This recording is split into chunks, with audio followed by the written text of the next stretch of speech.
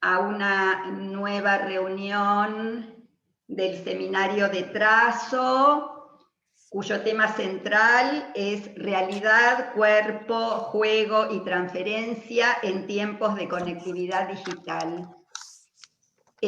Hoy tenemos el gusto de contar con nosotros, con José Suberman, un psicoanalista miembro AED de la ESBA, de la Escuela Freudiana de Buenos Aires, amigo entrañable de esta casa, maestro, autor del libro La práctica del psicoanálisis, que nos enseña la práctica del psicoanálisis. ¿Lo dije mal, José, o algo Está bien. parecido? Lo que la práctica del psicoanálisis nos enseña. Ahí está, eso. Lo que la práctica del psicoanálisis nos enseña. Bueno, hoy lo vamos a escuchar. Él ha propuesto el tema La realidad es fantasmática. Vamos a hacer como hacemos siempre, escuchamos a José, luego abriremos un tiempo de debate, de preguntas, de intercambio. Así que, bueno, lo escuchamos, José, te escuchamos. Gracias. Bueno, sí, me parece bien el tiempo de preguntas y debates al final, pero si algo no se entiende, me interrumpen en el momento, ¿eh? No tengo vocación de hablar solo, no tengo vocación de Schreber.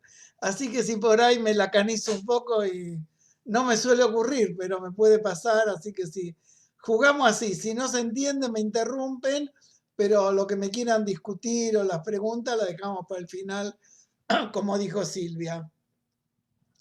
Bueno, en toda la filosofía, la idea era que la verdad tiene que ver con lo objetivo, es decir, con una realidad objetiva. Es decir, hay una realidad objetiva, era lo que aparece en Aristóteles. Y la verdad tiene que ver con lo que es objetivo, ¿cierto? Conocen un argentino que decía, la única verdad es la realidad. Bueno, coincidía con Aristóteles. Ahora, en toda la filosofía estaba el materialismo empirista, donde decía que la realidad es la fotografía de la realidad objetiva en nuestra mente, y el idealismo subjetivo a lo Berkeley, donde todo solamente existía aquello que nosotros no representamos o percibimos. ¿Cierto? Eran dos corrientes opuestas. Ahora, en Freud aparece desde el proyecto la idea que la realidad no es todo lo que percibimos, ¿cierto? Desde lo que dice más para convencernos que hay un montón de colores, los infrarrojos y los ultravioletas que no podemos ver, hay sonidos que no podemos escuchar, como una limitación de entrada, pero que también cada sujeto, digamos como en Omega, como le decía la conciencia en el proyecto, hay una idea por vez, cabe una representación por vez, entonces no todo el mundo objetivo es lo que percibimos, es lo que percibimos lo que las cadenas de representaciones nos permiten, ¿cierto? Después con el tiempo va a oponer lo que es la verdad histórica a la verdad de los hechos, como dos cosas distintas. En una cita que les leo de las conferencias, dice: los fantasmas poseen una realidad psíquica opuesta a la realidad material. En el mundo de la neurosis, el papel principal corresponde a la realidad psíquica. y llama realidad psíquica a lo que tiene que ver con las cadenas de representaciones. ¿Sí? Otra cita freudiana es del libro de los sueños. Sí, elegí dos, ¿no? Por supuesto, no es posible admitirla en lo referente a los pensamientos de transición y de ligazón.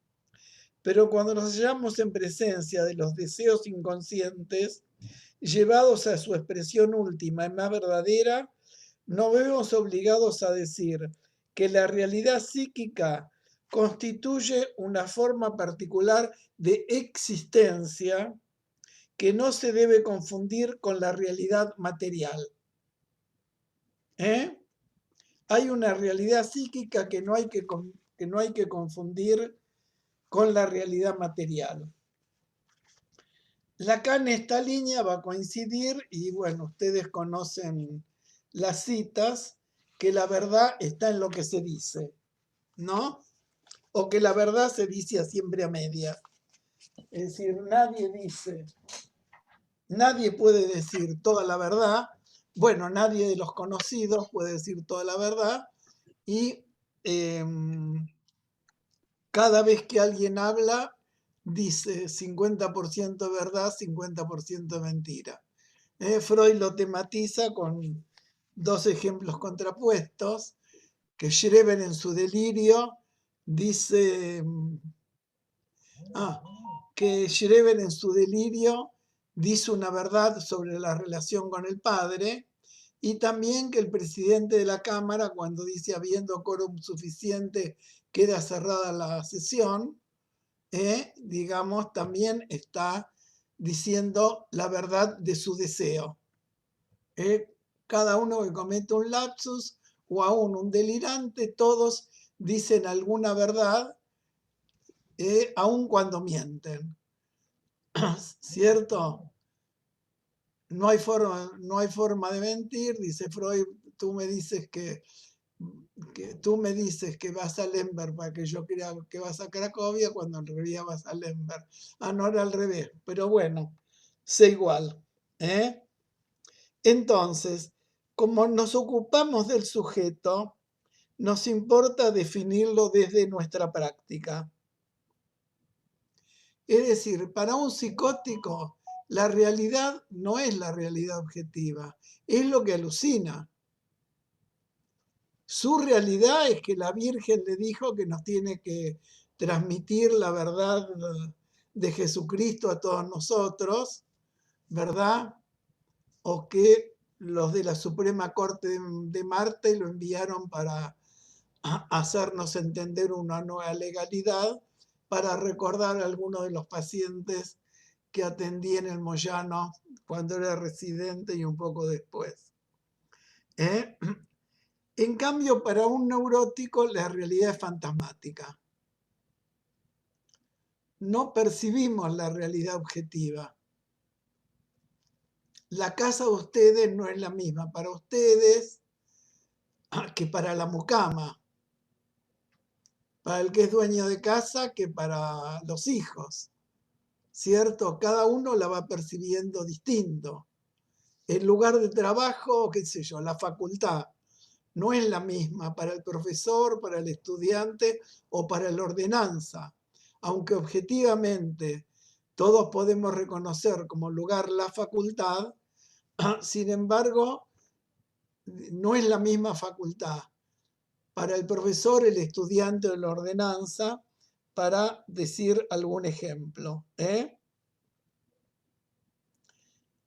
Para usar la cita de Freud, lo que la conciencia percibe no es más que lo que el sujeto posibilita. En términos de Lacan, digamos, el yo, tomándolo en ese momento todavía como sinónimo de conciencia, es siempre engañoso, ¿no? Oculta la verdad del sujeto. Entonces, en Freud, la cuestión era que siempre que había represión había un retorno libidinal al punto de fijación, ¿verdad? Es decir, este punto de fijación, yo como no los conozco voy diciendo, voy por ahí explicando más puntualmente todo, ¿no? Por ahí algunos que ya charlamos mal les resulta redundante, pero Freud, supónganse, en Consejos al Médico, dice, pidan una serie de asociaciones.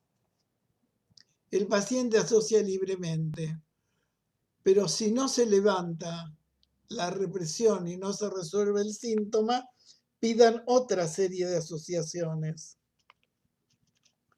Si aún así no se levantó la represión, pidan otra serie de asociaciones. Bueno, si aún así no se resolvió el síntoma, es que el sujeto en cuestión está fijado a un objeto libidinal. Yo hago este dibujito cuando enseño esos temas, una línea asociativa con línea de puntos, otra con cruces, otra con redondelitos, ¿cierto? Y lo que Freud dice que sí, con todas estas ideas asociativas no se resolvió, es que el sujeto está fijado a un objeto. Él jerarquiza objeto oral y anal, nombra mirada y voz, que son los que más va a desarrollar Lacan. Entonces, cuando Lacan dice, para los lectores de Freud que están acá presentes, ¿quieren una palabra freudiana que se parezca a mi fantasma? Esa palabra es fijación. Entonces, cuando hago este esquemita tan simple, digo, el sujeto es el de las cadenas de asociaciones que aparecen en la libre asociación y queda fijado a un objeto que Lacan llamará su objeto A, que tiene una diferencia con Freud, pero son, como pueden reconocer, los dos términos del fantasma. ¿Ok? Estos dos términos del fantasma, bueno, para aclarar lo que dije recién, en Freud está el campo de la representación y el campo del objeto.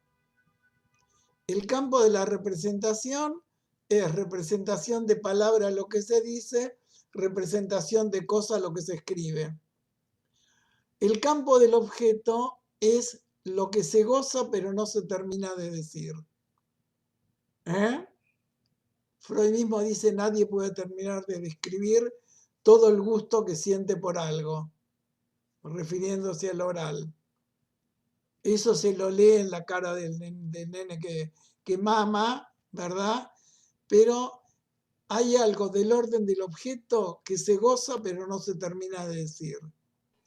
Y hay algo del orden de la palabra que, hola Mariela, que también implica un goce distinto porque es nombrable o se puede escribir como la representación de cosa. ¿Ok? Bueno, estos dos términos, espera que saque una hojita más. No había preparado unas hojas, no sé dónde fueron a parar. Estos dos términos,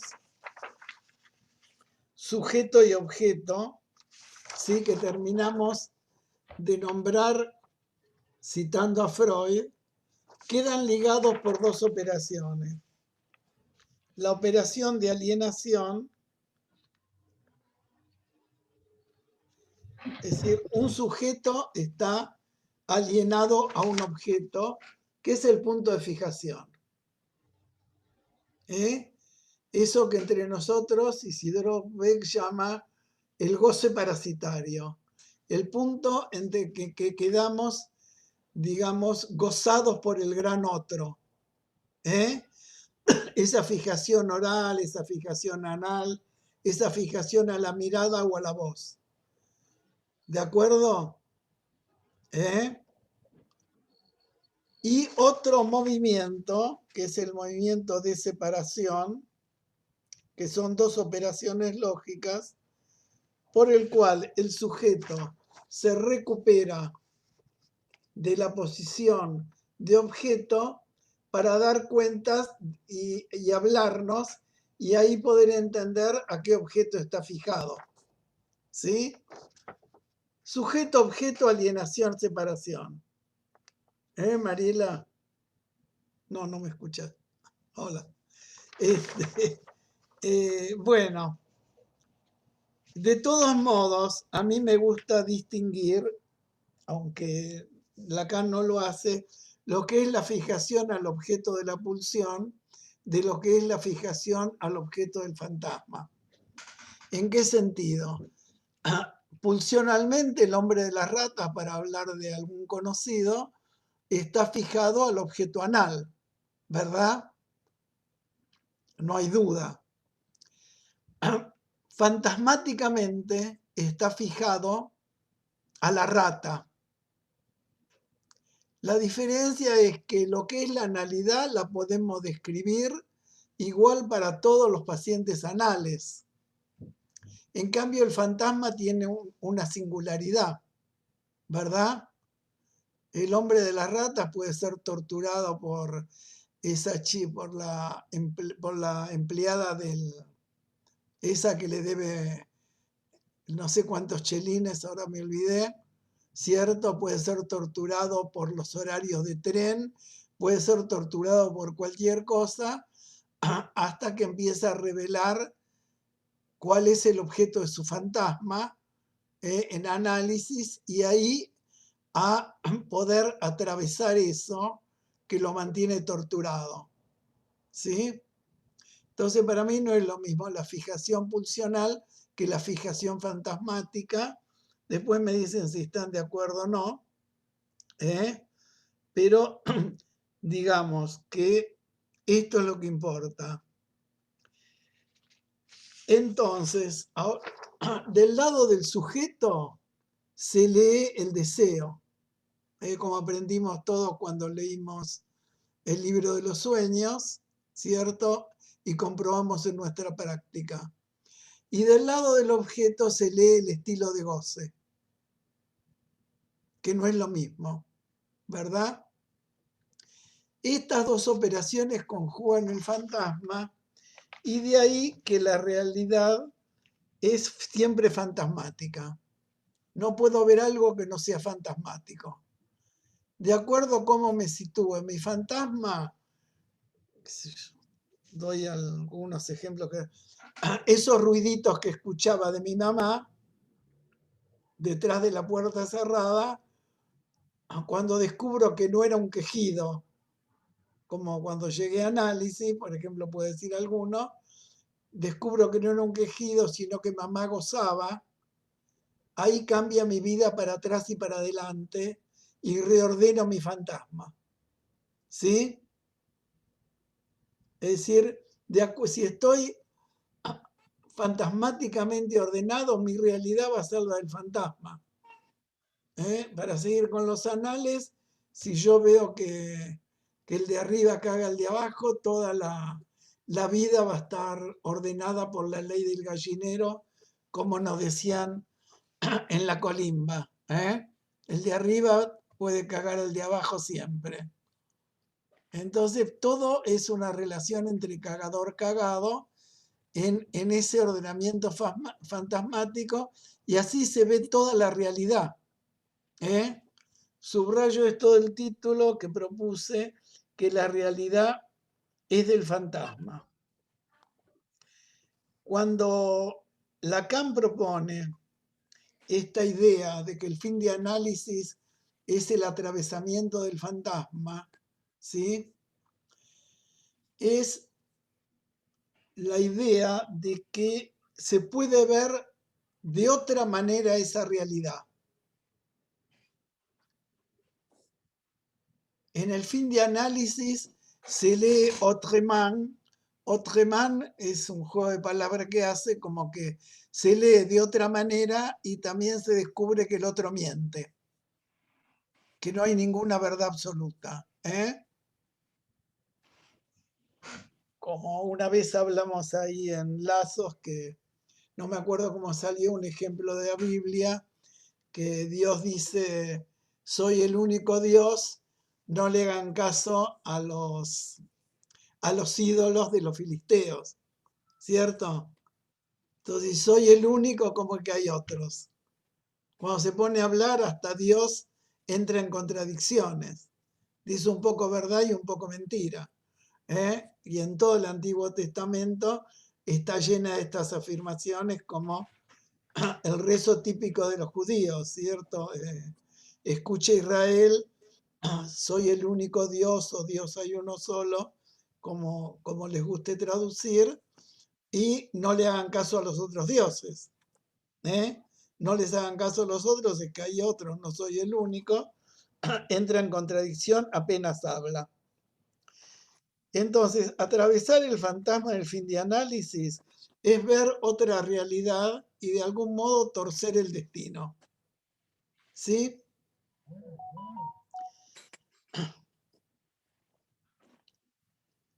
¿Vamos bien? Ah, Sí, nos perdón. entendemos bien. Sí, te agradezco mucho que seas tan explícito. Solo quisiera hacerte dos preguntas, si se puede repetir. Dijiste, del lado del sujeto está su deseo y del lado del objeto el tipo de goce. Sí, el estilo de goce. Ok, y una última pregunta. Dijiste, bueno, quizás regreses más adelante a eso, como esta distinción que tú haces de la fijación al objeto del fantasma y de la pulsión. No sé, quizás más adelante regreses como No, te lo digo ahora. El Sí, objeto, suponete, la fijación anal, para volver al ejemplo que di del hombre de las ratas, es anal. Es la decir, fijación al fantasma. no, la fijación pulsional es anal. El Ok, fantasma es un objeto singular que ya es una creación del sujeto. No todos los anales tienen por objeto del fantasma una rata, claro. ¿eh? Entonces ya es una creación individual. Vos pensás que el hombre de los lobos tiene una fijación a la mirada, pero también en la neurosis obsesiva infantil hay una fijación anal. Sin embargo, su objeto no no es la rata, ¿verdad? Entonces, para entrar a considerar algunas cuestiones que se nos juegan en la virtualidad, tomo algunas cosas de cuando Lacan no le alcanza ya a decir que el sujeto es sujeto del significante e introduce el objeto valiendo tanto como el sujeto barrado.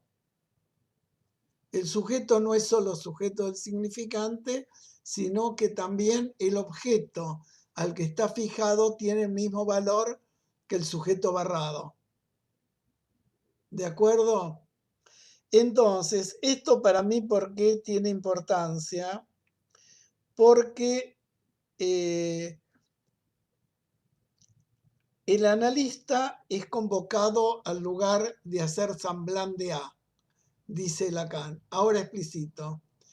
Para mí esto es importante de introducirlo porque incluye la dimensión de la escena del análisis, ¿verdad?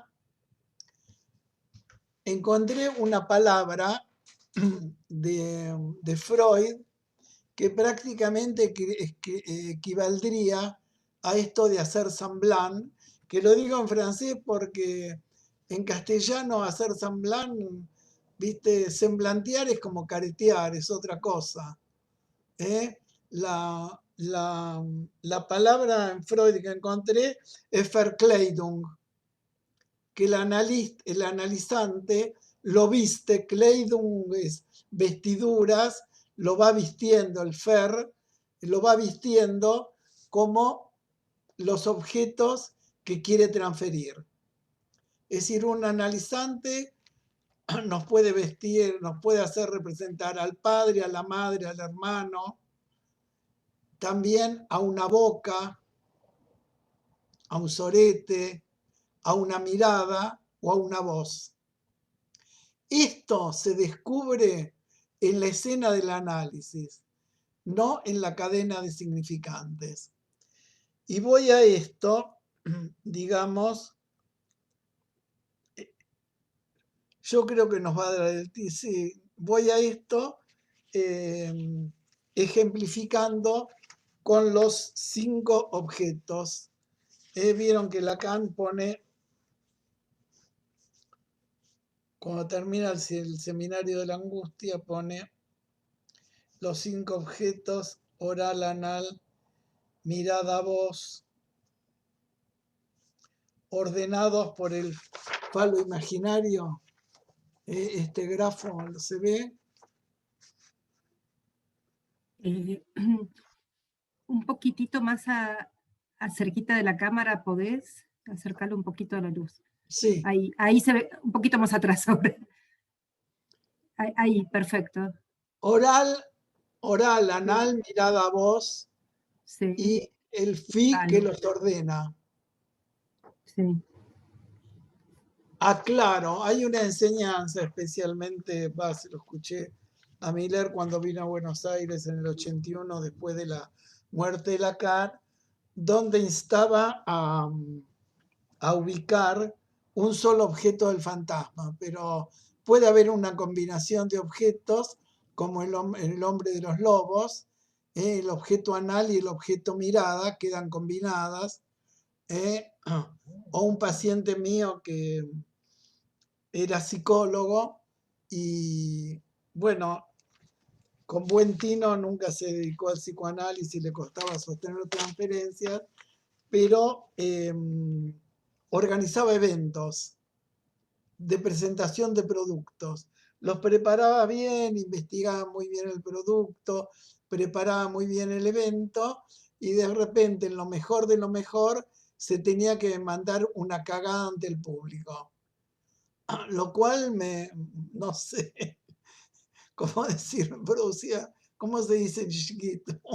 Un malestar importante porque lo repetía hasta que apareció cuál era la escena que él estaba reproduciendo, que era que la madre vivía en una casa de inquilinato, ¿cierto? Y la madre le cambiaba la ropa cuando se hacía caca de chiquito en el piletón ese grande que había en el patio. Y pasaban las vecinas y le decían, miren qué linda caquita, miren qué linda caquita, ¿no? Desde que apareció eso, apareció que estaba reproduciendo cuando reproducía esa escena. Pero lo que quiero introducir es que la escena del fantasma no es lo mismo que la cadena significante. Se registra en la escena del análisis y ahora lo paso a considerar objeto por objeto si nos da el tiempo.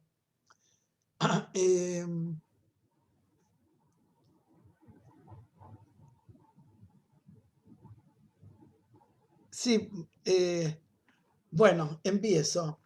En el objeto oral, en cada objeto, Lacan va a distinguir un punto de angustia y un punto de demanda o de deseo, según sea el caso, que son 2 puntos de la misma subjetividad. El punto de angustia del lado oral se ubica del lado del otro y el punto de demanda del lado del sujeto. Paso a decir, ¿cuál es el punto de angustia del objeto oral? Es el fantasma del agotamiento del pecho.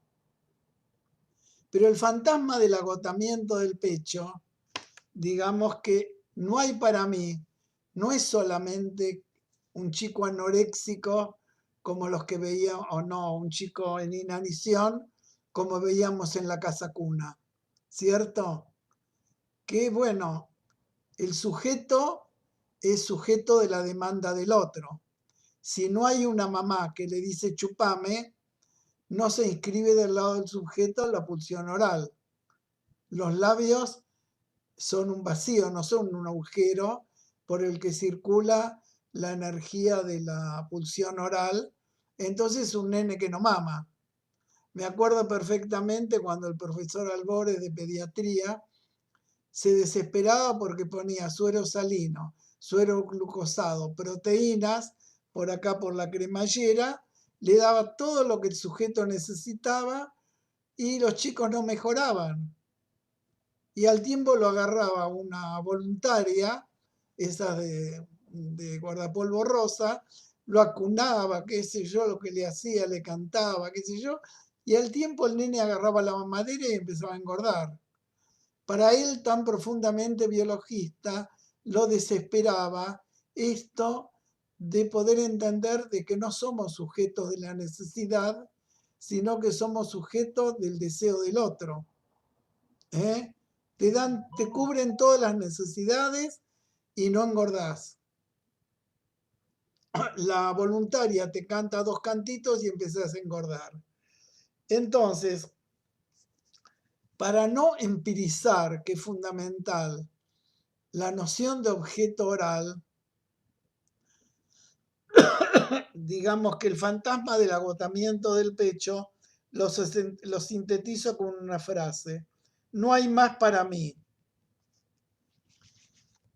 Pero, bueno, vos ya me lo escuchaste, Silvia, discúlpame, pero este caso, pero en el 2001, porque fue un momento de mucha tensión para muchos de nosotros, para todos los que vivíamos acá, parecía que se terminaba el mundo. Y un paciente muy correcto viene y me dice: me echaron del laburo, era un cincuentón, me echaron del laburo, no le voy a poder pagar más, no sé hasta cuándo van a tirar mis ahorros para mantener a mi familia. Y así como algunos que plantearon eso, uno acepta la interrupción, con me parecía una barbaridad. Yo no acepté porque volví al punto de fijación que de algún modo lo había atravesado. No va a haber trabajo para mí, no va a haber plata para mí, no voy a poder alimentar a mi familia, porque diga no hay más plata para mí, no voy a tener trabajo, no voy a tener dinero, no hay que traducirlo esto como objeto anal, que era una traducción casi puntual que hacían los lectores de Fénikel de los años 50 y principios del 60. Cada vez que se hablaba de plata, no hay más para mí, es un fantasma oral. ¿Sí? Una paciente histérica que les dice: no hay más hombres para mí, los que no están casados son putos, ¿cierto? Que alguna vez habrán escuchado, y si no escucharon mejor, digamos, no hay más para mí, es un fantasma oral. No hay más tipos para mí. ¿Sí? Entonces, me hicieron acordar mi trabajo sobre la difunta Correa, porque en unas vacaciones de invierno llevé a mis chicos a San Juan a ver el Valle de la Luna y todo eso, ¿sí? Y que estaba buenísimo, y eso de La Rioja, ¿cómo se llama? El paredón ese rojo, bueno, Talampaya creo que se llama. Talampaya. Sí, y bueno, y también la excursión incluía ir al lugar donde se venera la difunta Correa. Bueno, qué sé yo, la excursión lo incluía, vamos. Realmente era extrañísimo, porque hay que atravesar kilómetros y kilómetros de arenal, lo que ellos llaman el desierto. ¿Sí? Lo que ellos llaman el desierto, y llevaron cañerías de agua hacia ese lugar donde hay un hotel, hay un santuario y hay un montón de pabellones. Uno lleno de chapas de camión que los camioneros le agradecen a la difunta Correa que se pudieron comprar un camión, otros llenos de vestido de novia, de mujeres que se pudieron casar, bueno, otros llenos de camisetas de los equipos de fútbol, ¿cierto? Y entras en una situación medio mística y mis chicos me querían que compre una camiseta de Racing para colgarle a la difunta Correa a ver si por fin salíamos campeones. Era antes de los dos últimos campeonatos de Racing y le dije de ninguna manera se han vuelto locos, ¿qué quieren? No, ¿qué tiene que ver la difunta Correa con que gane o que eso depende de cómo jueguen? Bueno, no se los compré y después me criticaron todo el viaje porque después de dar todo ese discurso me compré el libro para enterarme que era la difunta Correa, ¿cierto? ¿Qué mito se celebraba tanto? Ustedes vieron que en la ruta hay una difunta Correa y un montón de botellas de agua. Bueno, el mito que logré leer es que cuando era la lucha entre dos fracciones políticas de San Juan, la difunta Correa, para salvarse, huyó hacia el desierto con su hijo bebé. Llevaba a su hijo bebé atravesando el desierto, ahí cae, porque no hay agua, es todo 1 kilómetro de arena, y cae, y cuando vienen los soldados que pierden en retirada, encuentran que lo seguía amamantando un muerta, ¿cierto? Entonces, lo que se celebra es que pudieron superar el punto de angustia del objeto oral, ¿sí? Y por eso le dejan botellas de agua, para que siga amamantando, para que siga produciendo ese milagro de seguir amamantando a un muerta, a una consiguiéndole novio para que se case, al otro permitiéndole que se compre un camión, al otro salir campeón, y pues son un montón de pabellones que no terminé de recorrer. Bueno, desde el punto de vista del punto de deseo, de demanda, es la posición activa del sujeto que pide pecho. Lacan dice que el punto negativo es el punto de, ¿cómo es? El punto de fijación de los que se dejan morir, no de las muertes violentas, sino los que se tiran ya para morirse, que no pelean, que no dan pelea por conseguir el objeto del deseo. Y el punto positivo es, bueno, el berrinche, el pelear, el demandar, el luchar por conseguir ese pecho que me amamante, que puede ser el trabajo, el dinero, una pareja, amigos, lo que cada uno busque. ¿Cómo se juega esto en la transferencia? Les cuento un caso, sí, bueno, no, mejor el de una supervisión, que un analista que había tenido una formación kleiniana tenía un paciente que había avanzado muchísimo en su análisis, venía de una terapia donde no podía ni recibirse de abogado ni contactar con una mujer. Bueno, logra todas esas cosas, estudia bien la carrera, se detiene en las últimas 3 materias y empieza a decirle al analista que abrió el diario y vio en página 12 un aviso de su exterapeuta, que era profesor de psicología médica en la Facultad de Medicina, que iba a dar una conferencia. Obviamente no era un analista del yo ni una psicóloga que le va a decir, cualquiera puede comprar un espacio de página 12 y pagar un aviso y sacárselo ahí, porque va a ser alguien importante. Pero este muchacho le sigue diciendo, no, debe ser un tipo importante, porque si figura tan grande ahí, capaz que era un tipo muy importante y yo no lo entendía, ¿cierto? Entonces, y amenaza con irse del análisis. Entonces,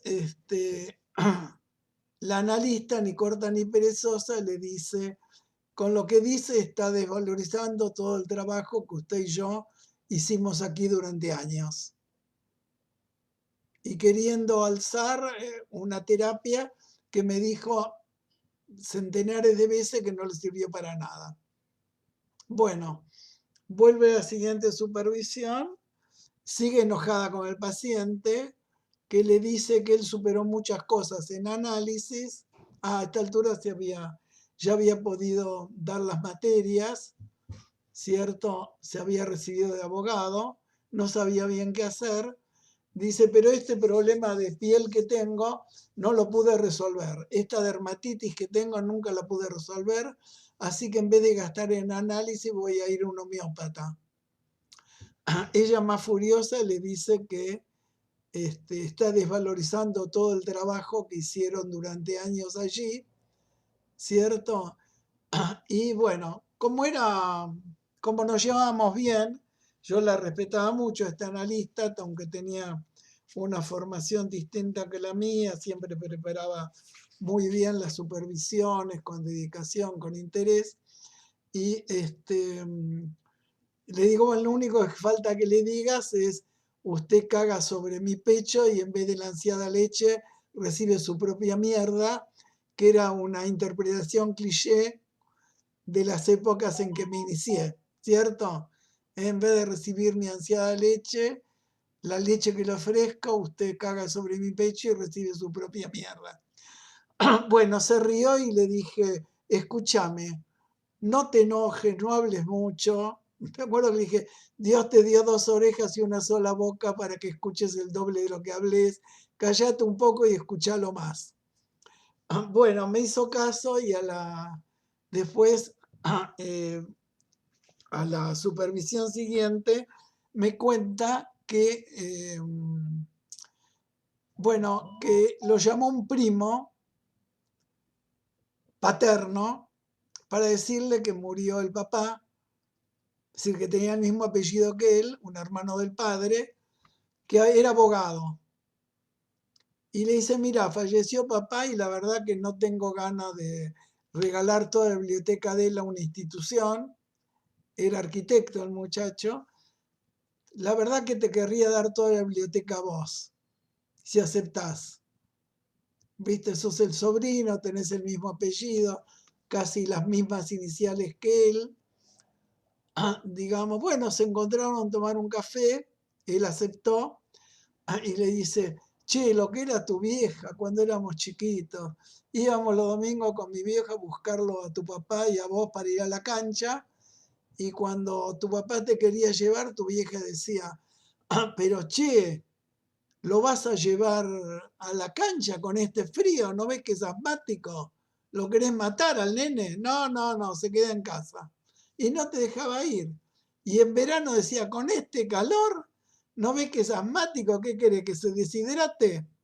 ¿Cierto? Entonces, bueno, finalmente él aceptó la biblioteca y se identificó con el tío, que era un laboralista del Partido Socialista que había trabajado con Palacio, qué sé yo, en las primeras leyes laborales y se dedicó a ser abogado laboralista. Pero ¿a dónde iba? El analizante, en desconocimiento, viste, esa palabra Verkleidung de Freud, viste al analista con el objeto de su fantasma, que no era solamente la mamá, sino la boca de la mamá que lo tragaba, que no lo dejaba conectar con el gran hombre, ¿cierto?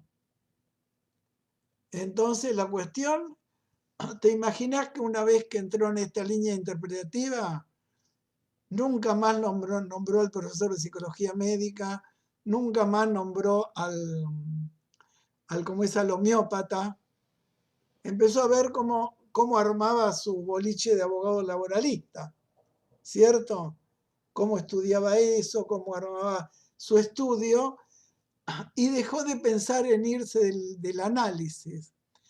a lo que les quería decir en línea con lo que venía diciendo de la escena del análisis, es que el analista ahí pasó a representar, a semblantear, si quieren decirlo en francés, o a sufrir la Verkleidung del objeto del fantasma del paciente que se sentía una presa en las fauces del gran otro. Entonces, si se sentía preso de la boca del analista, ¿qué tenía que hacer? Escaparse del análisis con cualquier excusa. No tenía ninguna consistencia los lugares donde decía que iba a ir. Pero el analista representaba la boca que lo tragaba de la madre, él presa de la madre que no lo dejaba acceder al gran hombre, que en su fantasía pasó a ser ese profesor de psicología médica, el homeópata, como podía haber sido cualquiera, un dirigente político, el director técnico del club o cualquiera. Ver esto se lee en la escena del análisis. ¿Sí? ¿Se entiende lo que digo? La realidad fantasmática es que un paciente, cuando tardás 10 minutos, hay uno que 5 minutos para atenderlo en la puerta y está esperando en el palier, uno te va a decir, usted me rechaza por todo lo que tarda. Y bueno, vos no tenías mucho que ver, pero él siente ese rechazo, ¿verdad? Que ya estaríamos en territorio anal. Él se siente una mierda, se siente rechazado. ¿Sí? Otro paciente anal retentivo dirá, el análisis no termina nunca. Usted va a tener acá por los siglos de los siglos, amén, porque siempre uno tiene un problema. Es un anal retentivo. Voy a que esto se lee en la escena, se registra en la escena del análisis y hay que leerlo del lado de uno que está representando en esa escena. No es lo mismo que la contratransferencia. Los contratransferencistas se guiaban por lo que sentían, no por la Verkleidung, como decía Freud, o por el semblante de qué objeto está haciendo el analista. Lo que hay que leer en la escena del análisis es qué objeto estoy representando. Bueno,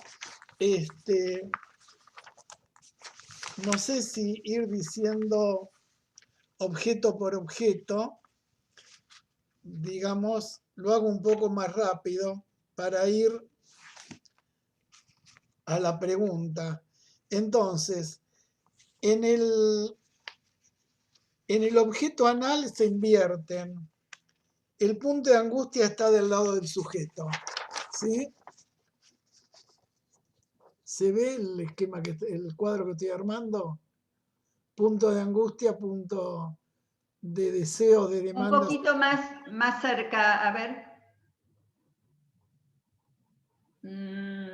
Más o menos. A ver, un poco. Correlo un poquito de nuevo. Bueno. A tu derecha, José, un poquito, a ver. Y un poquito más cerca. Es difícil ver. Es ¿Ven que difícil de dice todos oral, modos. anal? Bueno, sí. Bueno, del lado del sujeto. ¿Por qué del lado del sujeto? Porque la pregunta de la analidad es, ¿podré darlo? La mamá lo sienta en la pelela, ¿cierto? Y nunca tiene la seguridad de poder darlo, ¿sí? Entonces, la pregunta es, ¿podré darlo? Por eso Freud dice que toda neurosis obsesiva en realidad es una fobia de contacto muy estructurada. Hay un miedo, una inseguridad. ¿Podré darlo? El punto de demanda viene del lado del otro, que pongamos que el otro plantea la normatividad y la disciplina. Caca se hace en el baño, vamos a la pelela. ¿Sí? Entonces, esta idea que transmite Freud de que los anales tienen tanto que ver con la muerte, tiene esta idea de que, bueno, tanto me pediste la caquita, tanto me pediste la caquita, y después que te la di, tan preciado objeto, lo tirás al inodoro y apretás el botón. No vale nada, ¿cierto? Freud dice, llega a vivir algo tan transitorio como la vida misma. Por eso la temática de la muerte es tan habitual en un obsesivo. Del lado del otro reclaman entonces cumplimiento de la norma, caca se hace en la pelela, no en cualquier lado, la disciplina, ¿cierto? Y del lado del sujeto aparece esta pregunta, ¿podré darlo? Este pedido de la caca a cambio de un besito o del aplauso de la mamá, ¿cierto? Es lo que Lacan llama oblatividad en los neuróticos obsesivos. El oblata es una palabra de la Iglesia Católica. Al cura no se le paga honorario, ¿cierto? Se le paga la oblata cuando hace una misa por el difunto. Se le da algo material por algo espiritual. Entonces yo te doy la caquita, vos me das un besito, ¿cierto? Y después tratamos de elaborar el duelo como hacemos todos los psi, esa escena ridícula que hacemos que primero muy bien, hizo la caquita, qué linda caquita que hizo el nene, y después la tiramos en el inodoro y le dice, chau caquita, chau, despedite de la caca, y estamos convencidos que eso ayuda a elaborar el duelo, cosa que nunca sabremos si es o no, pero hacemos ese juego, ¿verdad? Entonces esto en la escena de la transferencia también se juega así. ¿Vieron los pacientes que van a pagar y empiezan un billete, dos billetes, tres billetes, hasta que lo dan, viste, chao? O que limpito, limpito, limpito, hasta que largan toda la mierda junta, ¿cierto? O esto de sentirse retenido por los siglos de los siglos en análisis, usted nunca me va a largar, o el que está fijado en un anal expulsivo, usted no me quiere atender más, ya está aburrido de mí, siempre digo lo mismo, ya está repodrido, seguro que me quiere rajar, siempre se siente expulsado. A lo que voy a significar que esto se registra en la escena del análisis. No es solamente la escucha del analista, sino también poder leer en la escena. ¿Sí? Bueno, ¿qué hora es? Bueno,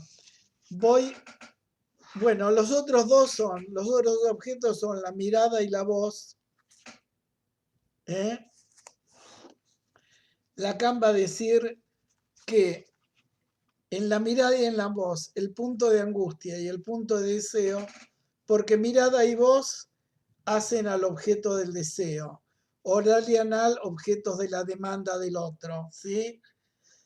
Que en la mirada, punto de angustia y punto de deseo se coinciden, pero no se confunden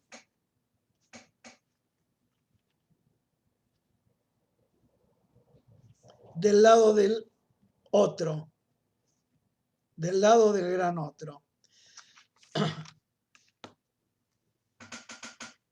En esto es importante para los que leyeron el Seminario 11, vieron que la mirada es un objeto puntiforme y evanescente. Es así cuando es un objeto A. Las chicas que son mayoría en este auditorio habrán sentido la mirada de algún hombre cuando están tomando un café en un bar o en un boliche tomando algo, ¿cierto? Y se siente como algo, como una mirada que te das vuelta para mirar, el otro baja la vista, volvés a mirar porque sentís la mirada y empieza un juego de miradas que, bueno, en el mejor de los casos pasa algo, pero eso es lo que viene como la mirada como demanda del otro, objeto puntiforme y evanescente. Alain Didier-Weil pide la palabra en el seminario de Lacan para hablar de que la mirada no es siempre un objeto puntiforme y evanescente, sino que también puede ser el vehículo del superyo, que Lacan siempre le había tematizado con la voz. ¿Sí? Empieza el libro Los tres tiempos de la ley contando este caso, que lo relato rápidamente. Un muchacho está en la estación de tren, baja una señora muy embarazada, ¿cierto? Como de 8 o 9 meses, con 2 valijas pesadas. Este muchacho muy buen intencionado va y le agarra las 2 valijas para ayudarla, ¿cierto? Y le dice, vous êtes très embrassé, no embrassé. ¿Se entiende el lapsus? Es decir, en vez de decirle usted está muy embarazada, le dice usted está muy abrazada, lo cual en parisino es está muy cogida. Con esa panza está muy cogida. Esta señora, digamos, lejos de sentir la galantería del muchacho y reírse de su error, le da una mirada muy fija, es decir, ni evanescente ni puntiforme, sino que se sostiene y este muchacho se desmaya. Bueno, lo llevan al hospital, no tiene nada, qué sé yo, le dan enseguida el alta y empieza análisis y entonces Didier-Weil plantea esta mirada que no es puntiforme ni evanescente, sino que se sostiene como una eficacia del superyo en la mirada. Todos debíamos tener una tía que nos miraba fijo cuando nos portaba mal y nos hacía temblar, o una directora de escuela o alguna maestra que te miraba fijo y vos te quedabas duro. Medusado, dice Didier-Weil, ¿no? Por la cosa de la cabeza de Medusa. Una mirada que te deja medusado. ¿Sí? Entonces, esto también se coinciden, pero no se confunde del lado del otro. El punto de angustia, ¿por qué me mira a mí?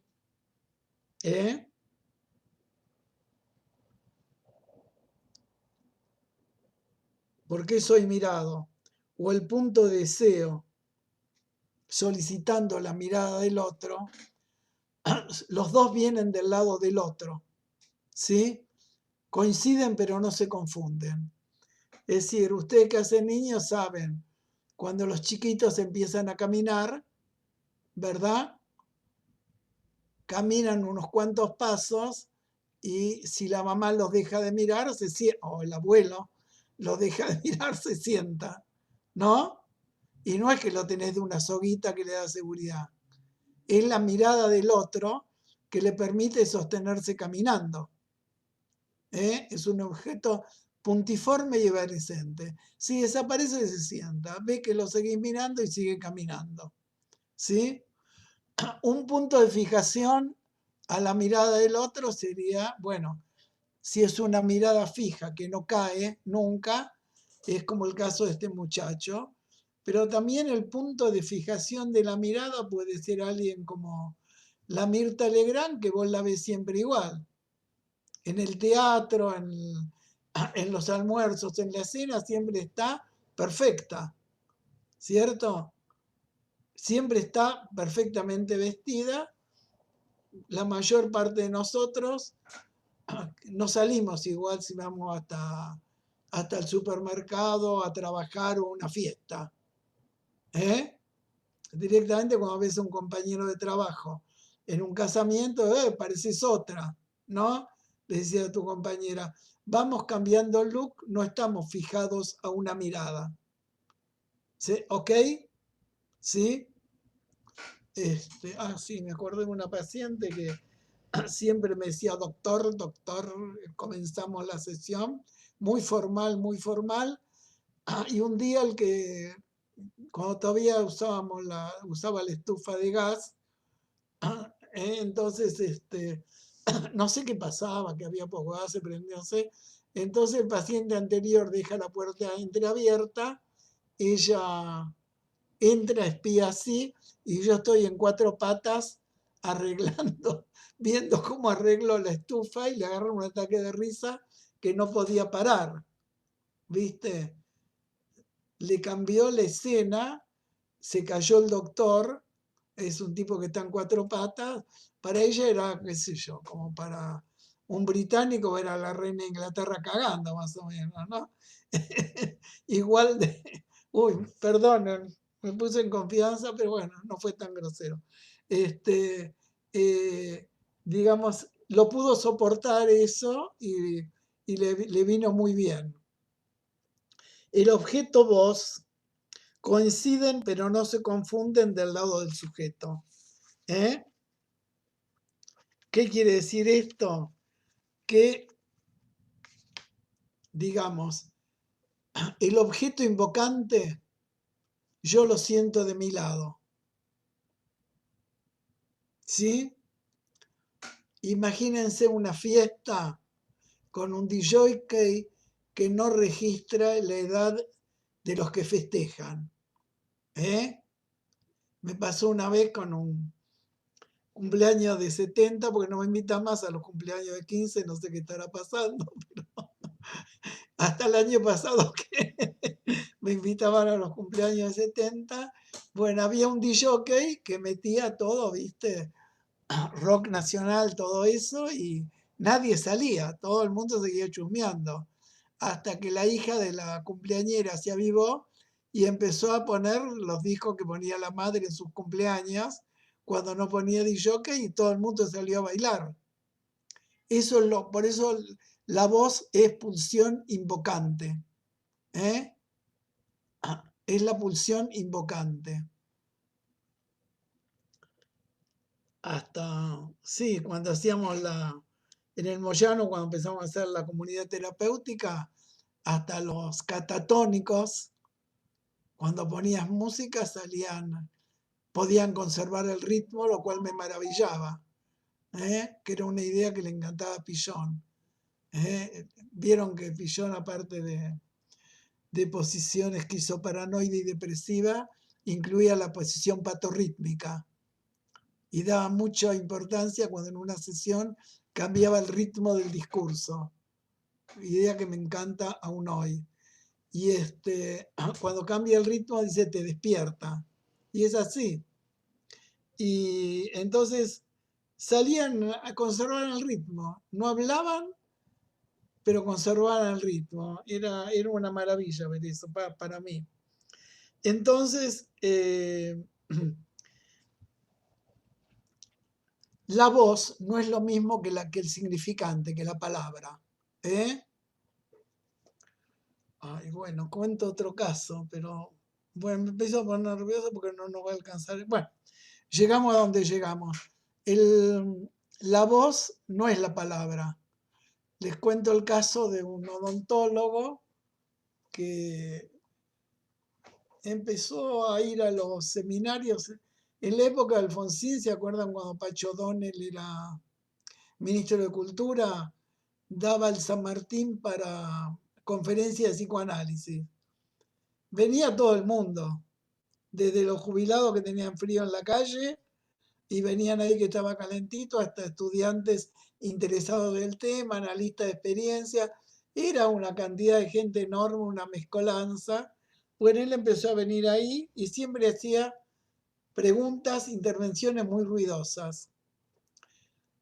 Por suerte a mí nunca me molestó, empezó a venir a mi seminario en la escuela y también a la gente le molestaba el modo de hablar de él, de elevar la voz. A mí no me molestaba, escuchaba más el contenido de su pregunta que eso. Bueno, al tiempo me pide análisis y lo dejo en frente a frente porque había tenido 2 analistas que yo respetaba mucho. Eran de otra escuela, pero no era un analista que no escucha, ¿cierto? Era, bueno, yo lo respetaba y digo, bueno, algo pasa, pero bueno, empieza a hablar y dice que siempre se ponían el cassette y te interpretaban lo mismo, que el Edipo, me repudrí, no cambié nada. Era odontólogo, para hacerla rápido, siempre tenía un montón de libros de sonido. Mi idea en ese análisis, en ese momento, era que melancólico, en vez de hacer una especialidad odontológica, anda siempre galgueando, sin plata, ¿cierto? Porque no hace una especialidad, una carrera tan difícil y sale de esta posición en que está. Bueno, nada por ahí. No, eso no me gusta, no quiero, qué sé yo, qué sé cuánto. Un día llamo para cambiar un horario y escucho que el contestador automático decía, no eso que escuchamos habitualmente, llamaba la atención que dice, usted se ha comunicado con el número tal y tal. Bueno, hacía un Cacho Fontana que a mí no me va a salir. Digamos, se ha comunicado con el número tal y tal.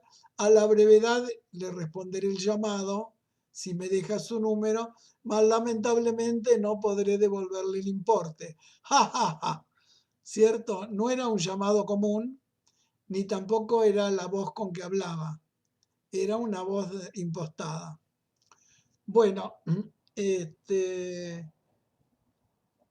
también empecé a registrar después de ahí que el único momento que él en la fiesta le iba bien levantaba cuando se ponía a contar chistes o hacer eso que él llamaba con la voz un Munstock o un Fontana o los nombres que le ponía cuando articulaba esas voces.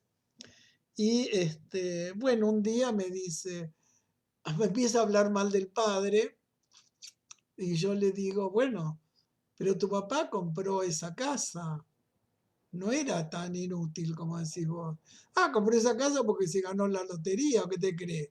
Que lo hizo con el laburo o por el ingenio que tenía. Entonces hago una intervención sobre lo melifluo de la posición del padre, su apego a la madre, qué sé yo, y él me dice, ya te pusiste el cassette. Nada que ver. Te pusiste el cassette como todos los analistas. Lo tenías que ver a mi viejo en la cabecera de la mesa gritando, ¿quién manda en esta casa, carajo? ¿Quién manda en esta casa, carajo?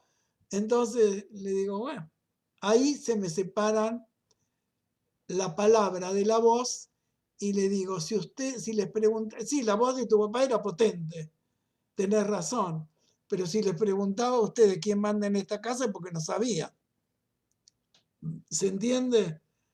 Digamos, se separa voz de palabra y entonces ahí aparece toda su relación con las voces del super yo y empiezo a significar de otro modo por qué leía tantos libros de sonido. Y ahí me empieza a decir que él quiere hacer el ingreso al ISER para hacer, ¿cómo es el que hace? ¿Locutor? Para ser Sí, locutor. locutor. Para ser locutor. Entonces, no sé, mi prejuicio es mucho más importante un doctor odontólogo, si quieren, que un locutor. Así que para mí era un momento muy difícil, porque primero me pareció un nuevo derrape melancólico, dejar de ser dentista para ser locutor. Sin embargo, se empezó a entusiasmar de una manera que sacó el más alto promedio del ingreso, que tampoco sabía que había tanta gente que quería ser locutor y que era tan difícil entrar a esa escuela. Y le empezó a ganar guita, y yo te digo que a la mañana cuando sonaba el radio despertador, a veces lo encontraba en una tanda publicitaria, le reconocía la voz y me ponía contento de que le vaya bien. Pero bueno, hubo que atravesarla, realmente yo estaba convencido que era otro derrape melancólico, pero fue algo muy importante para mí esto que había leído, que la palabra no es lo mismo que la voz. La voz del super yo desaparece cuando se escuchan las palabras. ¿Eh? Esa paciente que vivía muy sujeta de la mamá y la mamá le decía, nena, anda a cuidar a la abuela, nena, anda a cuidar a la abuela. Como al super yo se le obedece automáticamente. Todos. Le obedecemos sin saber que le obedecemos. Entonces esta nena hacía así, se empieza a analizar.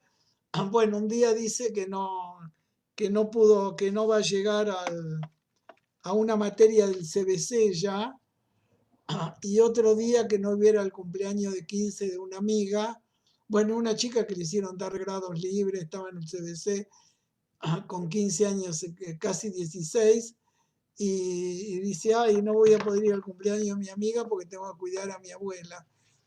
Hasta que, bueno, esto aparece, ¿por qué vos cuidando a tu abuela? Hasta que puede escuchar las palabras de la madre en lugar de obedecer a la voz. En vez de que cuando le dice, nena, anda a cuidar a la abuela, le puede decir, mamá, yo te voy a cuidar a vos cuando me toque. A la abuela la quiero mucho, me gusta estar con ella, pero es tu mamá. No es mi obligación, es la tuya.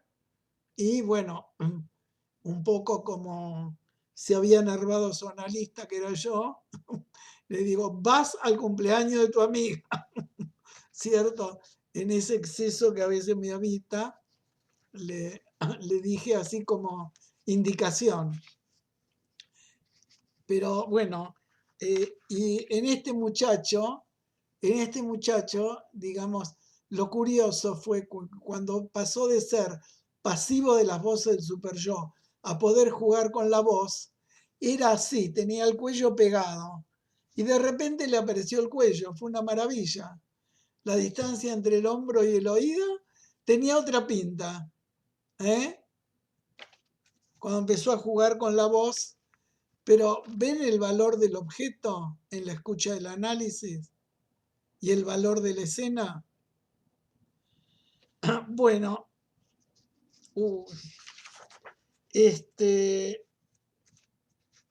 bueno, iba a decir esto de la diferencia entre el falo imaginario y el falo simbólico, pero nos va a quedar poco tiempo para conversar. Entonces, digo dos cosas. Primero, cuando Fennikel dice que la analidad prepara para la etapa fálica, no es un error. Aunque lo criticamos en tanta cosa Fennikel, ahí la invoca. Porque realmente la pregunta es la misma. ¿Podré darlo? Anticipa la pregunta especialmente del lado del varón, ¿no? ¿Podré dar el falo que me piden? Pero bueno, dejo lo de distinguir fi minúscula de fi mayúscula para otra ocasión. Y quiero decir entonces que esto de la presencia, así como el objeto no es empírico, la presencia en la lista es un concepto que no es empírico. Se puede sentir o no sentir. ¿Vieron cuando la plaza grita, se siente, fulano está presente? Bueno, digamos, no se volvieron espiritistas. No creen que el invocado vino con su espíritu a la plaza, ¿cierto? Sino que sienten esa presencia. Hay una presencia que se siente aún cuando empezamos con esa herejía de atender pacientes por teléfono cuando emigraban hace unos años, y se siente la presencia del analista tanto como resistencia, la transferencia tanto como resistencia como posibilitante. Usted no me entiende, pero estás presente ahí.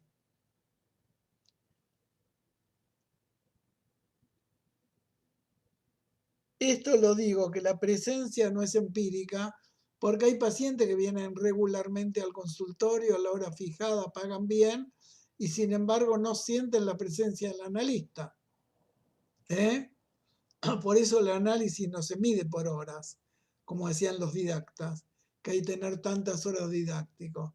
Se mide por lo que va pasando en el análisis.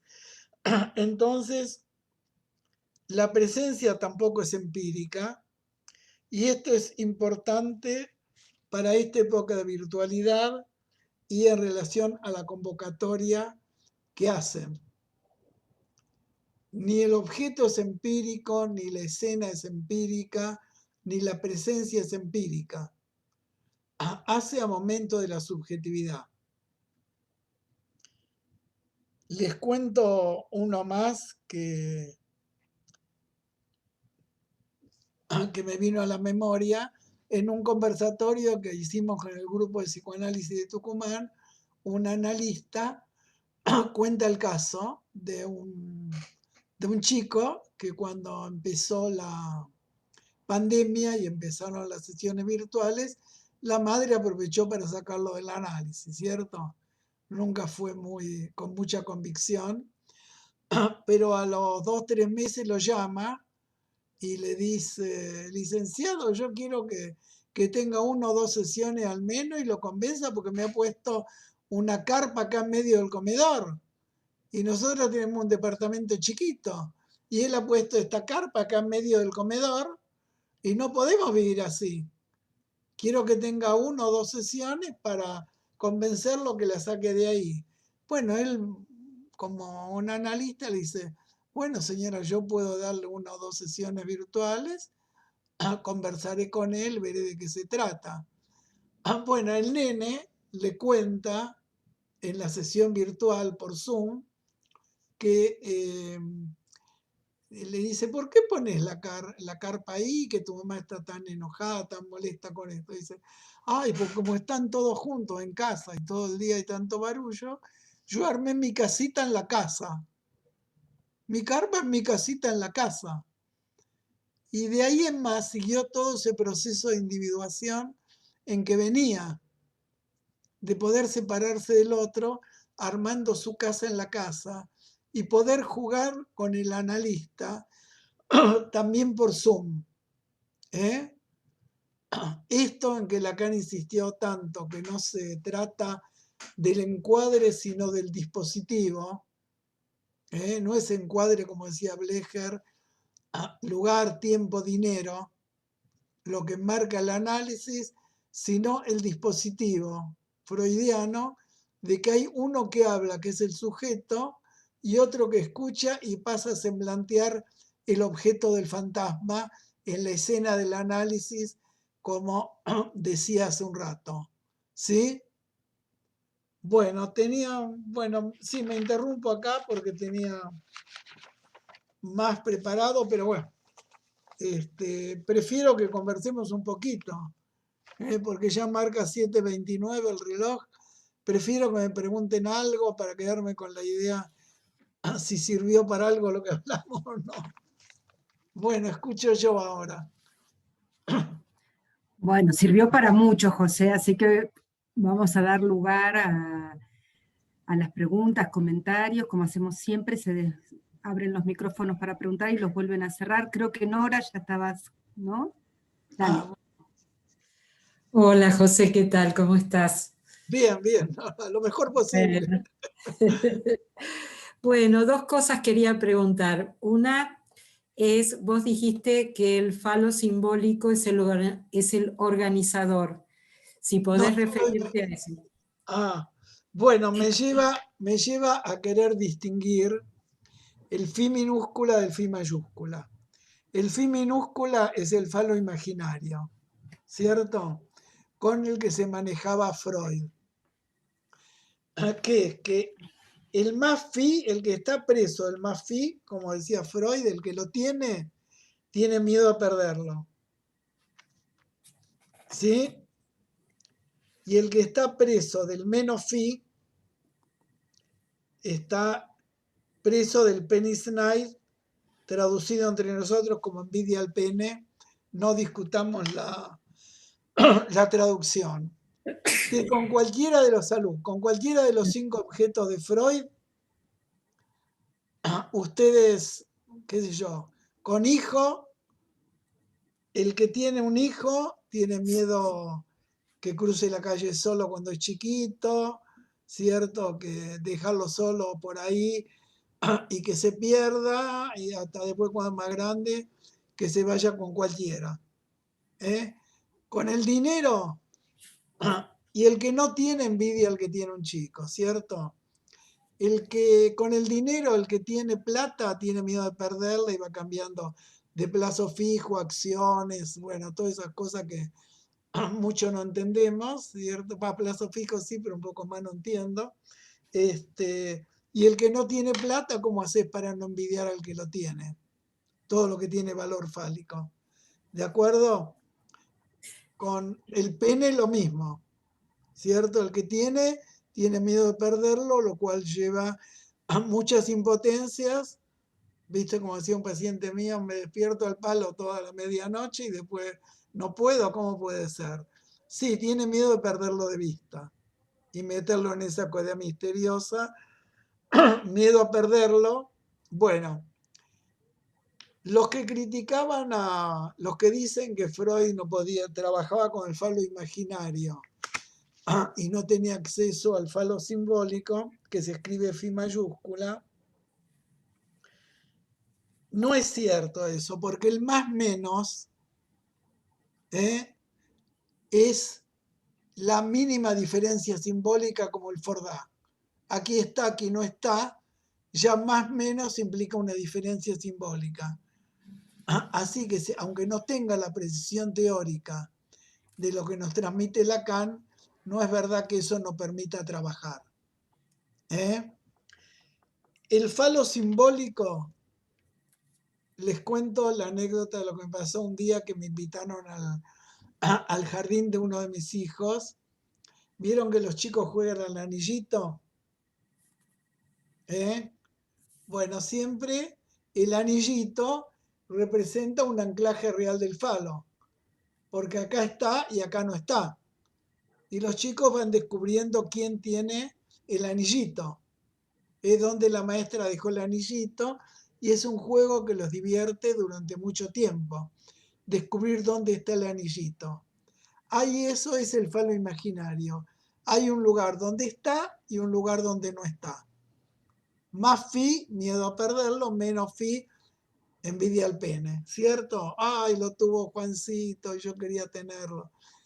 Bueno, el día que me tocó ir al jardín,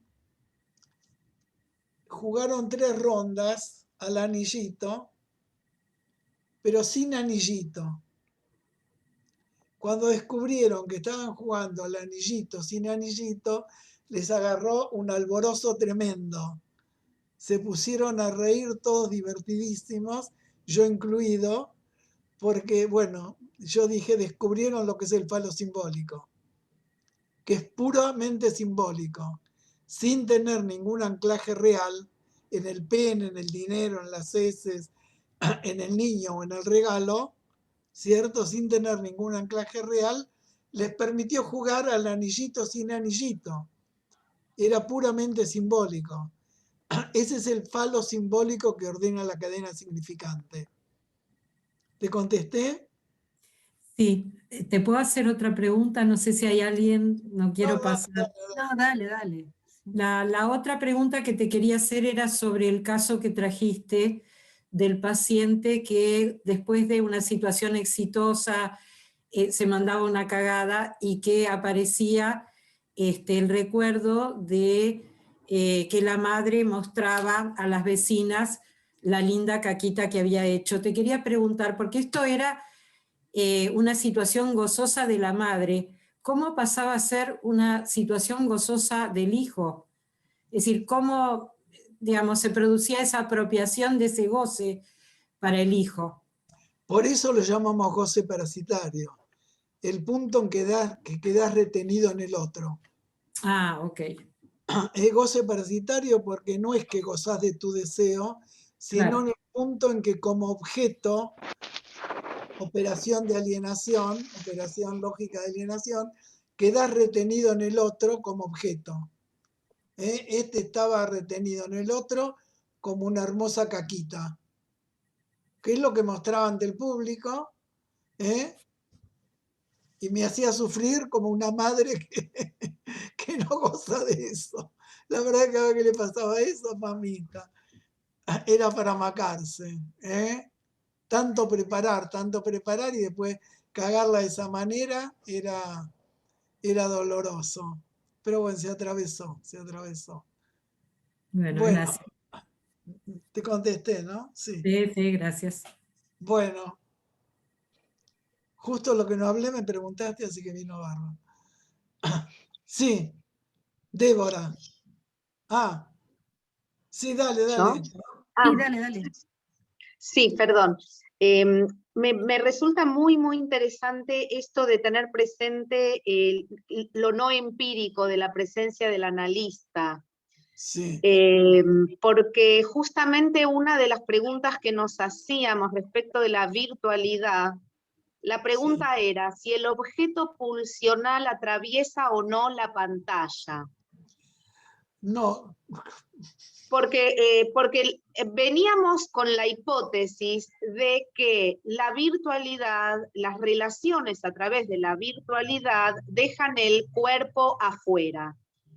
Pero después nos volvimos a preguntar si acaso es posible que el cuerpo quede afuera en relación a la virtualidad. Porque nos pasan cosas en relación a la virtualidad y sentimos los efectos en el cuerpo. Por eso quiero repensar esta pregunta nuestra a la luz de lo que vos estás trayendo, de explicarnos que el encuadre no es el que dice Blecher, sino un encuadre donde uno escucha, el otro habla, y donde hay un vestir al analista, ¿sí?, con ciertos ropajes. La pregunta es, ¿no es diferente hacerlo a través de la virtualidad? La virtualidad nos resta algo respecto de la posibilidad de jugar las escenas y leer la escena. No sé si me explico. sí. ¿Por dónde viene la...? Sí, lo primero que yo decía, la diferencia entre encuadre y dispositivo, ¿no? Sí, No entre encuadre y exacto. encuadre. Y lo que vos decís, no hay que eludir qué es lo que hace pantalla en la pantalla.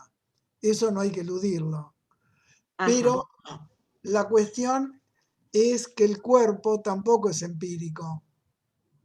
Donde quería llegar y no llegué es a esto que aparece en RCI, cuando Lacan da real, imaginario y simbólico el mismo valor, cosa que no hacía al principio, donde lo simbólico sostenía la estructura. Digamos que el punto medio es cuando le da valor a la escena. Cuerpo imaginario es el cuerpo del espejo, pero también del umbel, de todos los objetos, ¿cierto? Entonces hay algo del cuerpo imaginario que también se juega en la pantalla, que es de 2 dimensiones y no de 3.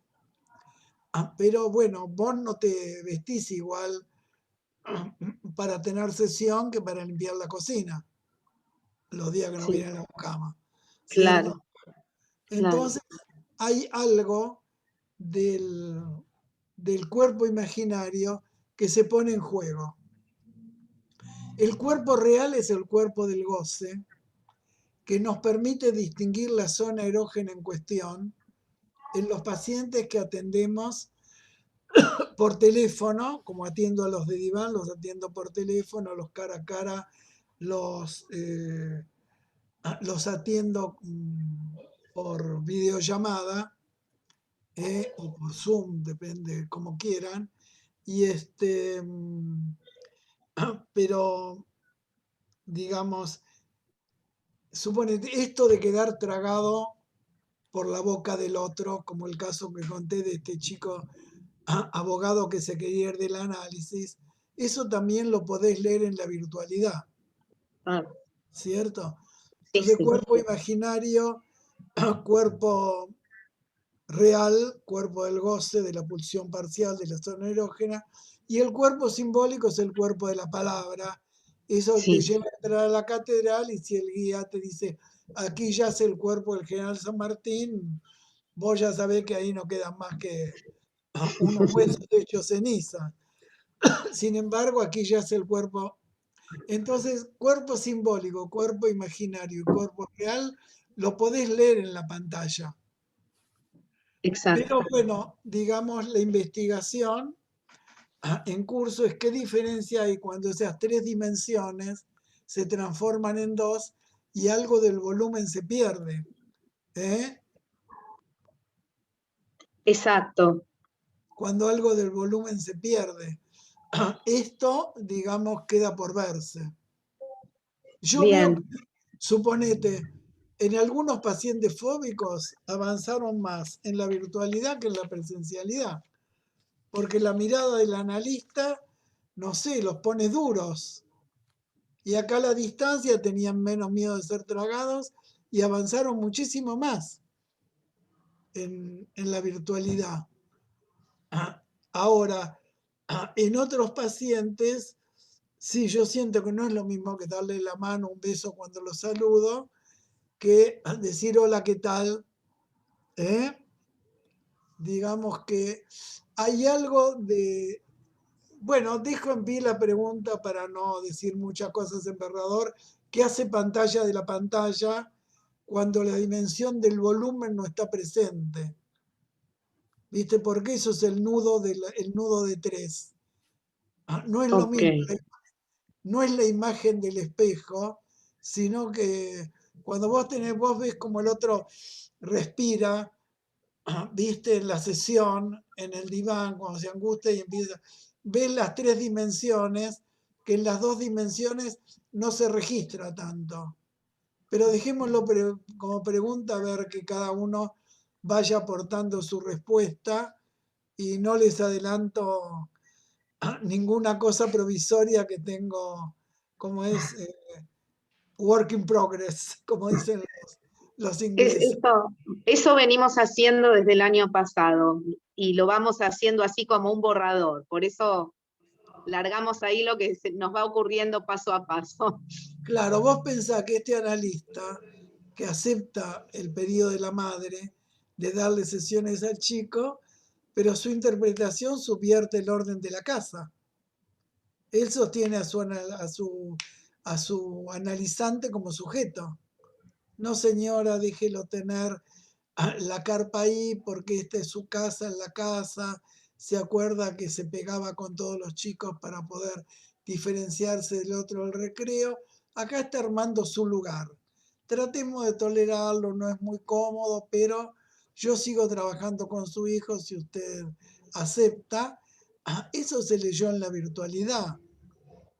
Lo más importante es que la investigación no sirva para paralizarnos, sino para sostener el deseo del analista. ¿Eh? Tal Como todo cual. lo que trabajamos sirva para que los análisis continúen para sostener el deseo del analista. Bueno, otra vez haré la comparación entre el esquema R y el nudo de tres que me quedó en el tintero. Dale, Silvia. Gracias, José. Sí, Silvia. Sí, bueno, en principio muchísimas gracias, José, por el despliegue que has hecho enorme. No, me quedé pensando en esto de qué hace pantalla en la pantalla, Sí, ¿no? O de la pantalla, perdón. Porque hay veces que efectivamente uno tiene la impresión de que la pantalla funciona como pantalla y a veces no funciona como pantalla, en el claro. sentido de que queda como aplanado. No sé vos a qué te referís con eso, ¿sí? No, eso, viste, como supone tener RCI, Lacan diferencia el nudo en el espacio del nudo Ujú. aplanado cuando lo dibuja. Pero también el nudo aplanado le sirve para diferenciar la orientación levógira y la orientación dextrógira. que es la regresión que se da del análisis y la progresión que la podemos dibujar cronológica de un niño, ¿cierto? Eso no lo puede hacer con el nudo en el espacio porque no es un nudo orientado. Ajá. Entonces, lo aplanado permite algún desarrollo, las 3 dimensiones permiten otro desarrollo. Y la cuestión no es ver el impedimento, sino ver la diferencia. Entonces la pantalla hace pantalla porque hay un volumen que no aparece. Pero de repente, viste, los adolescentes te muestran la pieza, cosa que es distinto que describirla, pero insisto en esto, trabajar con la diferencia y con esto que hace de pantalla en la pantalla. ¿Cierto? Sí, te preguntaba también, porque en la clínica con niños, también con adolescentes, obviamente, pero creo que con niños más aún, aparece todo el tema del movimiento, con algunos, ¿no? El movimiento del cuerpo, el ir de acá para allá, incluso nosotros mismos decíamos, el cuerpo de uno que se va acercando a la pantalla para, ¿no? Uno lo registra así también, Sí, a mí me sí. pasa. Y ahí el cuerpo tiene como otra densidad, diría yo, y me parece que podríamos ponerlo como un ejemplo de funcionamiento distinto. En otros niños, por ejemplo, la pantalla es pura pantalla plana. ¿Se Sí. entiende lo que digo? Ahí. Sí, el asunto es cómo vamos operando, ¿viste? Porque una persona que... Yo no aconsejo controlar niños con alguien que no trabaja con niños como yo, pero me contaba que, bueno, a ella le viene bien, dejó que el sujeto supuesto saber trabaje, pero me contaba que un chico que le dice, me voy, ¿cierto? Cosa que cuando la mamá lo deja, no puede. ¿Y a dónde te vas? Me voy a la pieza de mi mamá. ¿Y a cuánto queda la pieza de tu mamá de tu pieza? ¿Cierto? Entonces le iba describiendo, empieza a describir la casa y continúa la sesión. Eso, suponete, en el consultorio no se da. Se describe toda la casa, a cuánto queda la pieza de la mamá de la pieza de él, qué escucha, qué no escucha.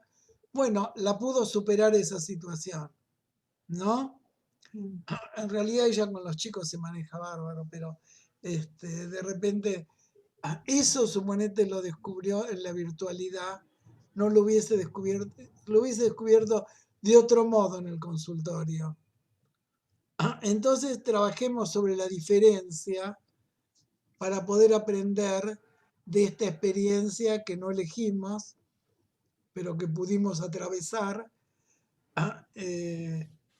Sí, insisto en esto, trabajemos con la diferencia entre el trabajar con la pantalla y trabajar con los cuerpos presentes, ¿cierto? Que no es lo mismo que la presencia del analista, para ver qué posibilita uno y qué posibilita el otro. ¿Sí? Sí, sí. Trabajemos con la diferencia, no con el impedimento de la pantalla, porque esa pregunta tiende a paralizarnos. Sí, en Bueno, eso estamos. Precisamente este es el objetivo de este seminario, que venimos desde el año pasado trabajando en este sentido. Sí, sí. bueno, espero haberles dado una mano en esto. Sí, muchísimas gracias. Muchísimas Bueno, gracias, José. Bueno, vamos a dejar hoy aquí. Les cuento que el próximo encuentro es el primer viernes de julio, que es el 4 de julio. A ver, No, el perdón. 2. El 2 de julio. El 2 de julio. Vamos a contar con la presencia de Luis Migueles y el tema que propone es el cuerpo entre lo propio y lo ajeno. Así que bueno, muchísimas gracias, José. Un Muchas aplauso gracias, José. Vamos a poner... Para el trabajo. Aplaudamos a todos. Bueno, hasta prontito. Chao, chao. Hasta pronto. Muchas gracias, José. Gracias, Buenos José. abrazos. Muchas Chao. gracias. Chao, chao. Bueno, Nos esperamos la algo que no, próxima. sí, algo que no dijimos es que en el chat está el link para la transferencia para los que quieren voluntariamente hacer su aporte. Bueno, para sostener el espacio. Bueno, muchísimas gracias a todos. Nos vemos. Muchas gracias. Gracias, Muy José. interesante. Hasta la próxima. Hasta la próxima. Chao.